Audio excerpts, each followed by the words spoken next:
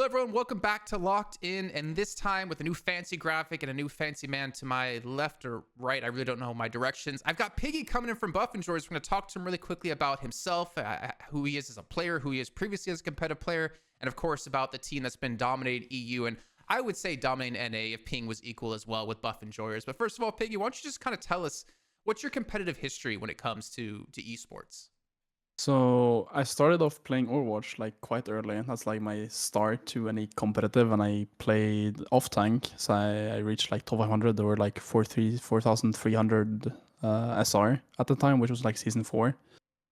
That's kind of where I started like exploring when it comes to like competitive games. And then after that, I quit Overwatch for Apex. I got the pred in Apex, and then I started competing in LGS, trying to make it to Pro League. And I was 1 point away from Pro League, sadly, so that didn't work out. And then after that, I just kept playing essentially like every dead game, that came out and they died, and they came out and they died again, like Hyperscape, Bloodhunt, and then a bunch of other games that kind of just died essentially. And now I'm playing Deadlock.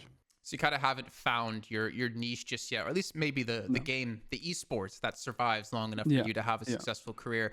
And then I guess what is it about Deadlock you're enjoying then? Like you didn't really mention much of a MOBA background, though obviously Overwatch kind of shares some similarities Yeah. when it comes to fighting.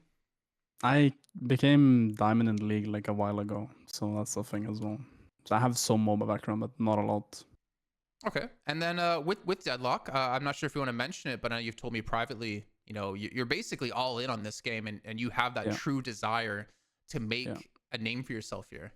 So essentially, like a year ago, I pretty much quit my job at like as a government. Like I worked at the government for like IT stuff, and I quit that job because I wanted to like pursue gaming or like esports in general. So I started playing the finals. I made content for that game.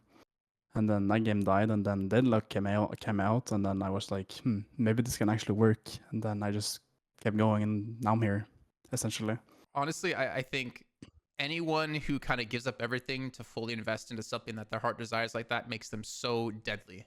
Well, deadly is maybe not a good word, but makes them such a cool person to follow, and you want to see success for that player.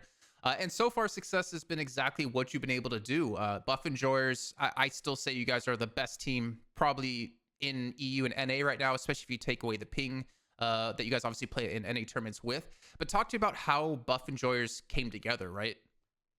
So essentially, we just played ladder, and then I know Mikhail because I used to lane against him, and then Listig I know from the finals, and Demo I know from the finals, and then Zerg is a good player as well. We found him on ladder, and then we just made a team essentially of just a bunch of good players.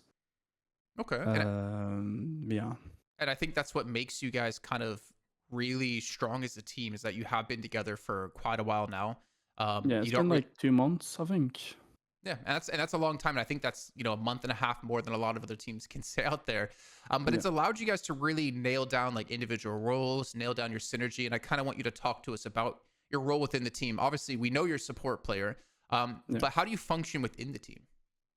So essentially, like as a support, you have the lowest priority of farm on the map, so you don't really farm a lot. You're usually like more active than any other player. Like Zergi plays carry, for example, so he farms a lot. Like that's all he does essentially until like objective fights start. But as a support, you're more like you usually just roam around the map and try and like support your team in different ways, like ganking, healing, counter ganking, a bunch of things like that, essentially. Are you doing anything else within the team in terms of like, are you shot calling since you are rotating between lanes so often? Are you keeping track of timers? Like, what else do you do within the roster? So in my team specifically, I time mid boss, I time buffs, I time when the mid boss is respawning essentially, and then when boxes are spawning, because they spawn every what was it now? Every 5 minutes, every 3 minutes. I can't remember when it was, but I don't remember. something like that. I can't fully remember, but still. And then I usually like call different things. I'm not like the shot caller, but like I call different things. Like this lane needs to be like protected. This lane needs to be pushed or whatever. Essentially, because you can kind of like see when people are rotating to different objectives. That's kind of like where I talk usually. It's like this lane is getting pushed by 3 people. We should maybe rotate like 2 more people to that lane so we can protect that objective essentially. And I know you guys stream with comms, and obviously an esport with 6 players, I think, is very difficult. How hectic do comms get? How clear are your comms if people aren't watching when it comes to having to make calls like this? Uh, we usually listen to one voice, or like if someone calls something, we usually like all agree on it. Agree on it. It's better for one, like the entire team, to do something stupid than one guy doing something stupid alone, essentially. I feel like you've So literally yeah, like copy pasted what I've been saying for like 10 years in esports. I say this every esport, every game I ever work on. It's better to do something as a team, even if it's the wrong call, than yeah, to do a yeah, disjointed push that might be the right call.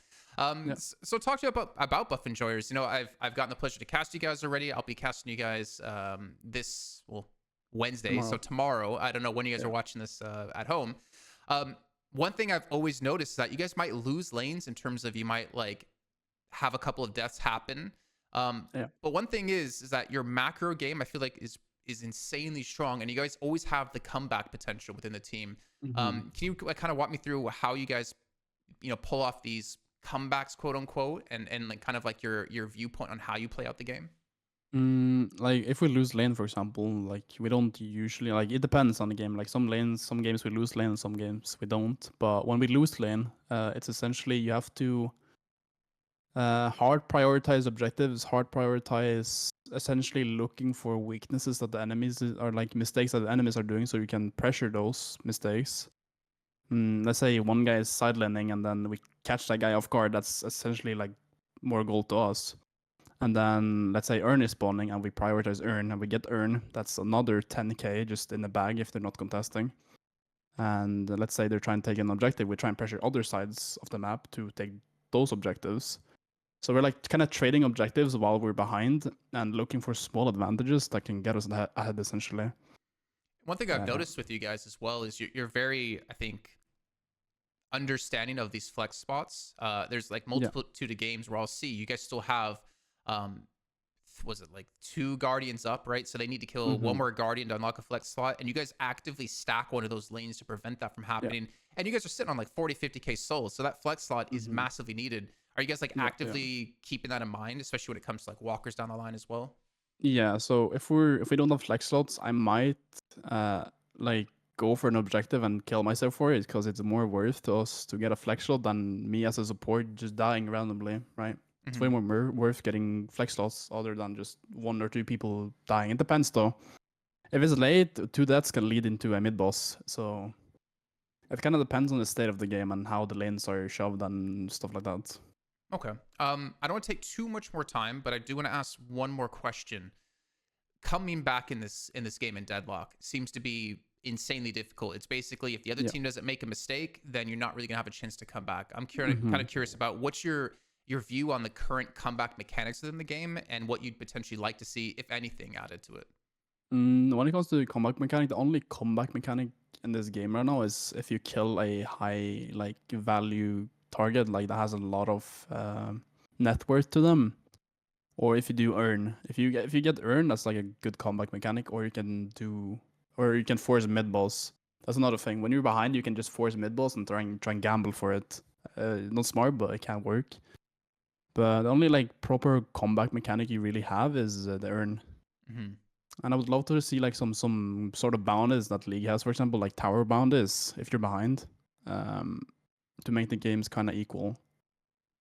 Okay. Yeah, I can understand that. I think the one thing I look at is that Dota seems to be way more unforgiving than a game like League of Legends. And Hmm. obviously, since it's made by Valve, I'm kind of wondering if that's the direction they're to continue. Just make it very unforgiving, that the Yeah. better team will generally always win. But Piggy, we're like 9 minutes in already. I want to give you a chance to give a shout out to your own like stream, your own socials. Yeah, you can go follow my Twitch. It's PiggyXD, same with Twitter and everything else. Yeah, I stream every day and upload YouTube videos here and there. Depends how I feel. And not to mention, you guys Yeah. stream the events you're playing in, right? You'll be Yeah. streaming tomorrow for the Deadlock Fight Night. You get to hear all the comms as well. You get to see everything from his point of view. So make sure you check him out. Thank you once again, and I hope to see you, a year's time on one of the top professional teams, a big organization playing for a major of like $1 million, Mm-hmm, which of course you're going to give me a percentage of, right? No, perhaps we'll see.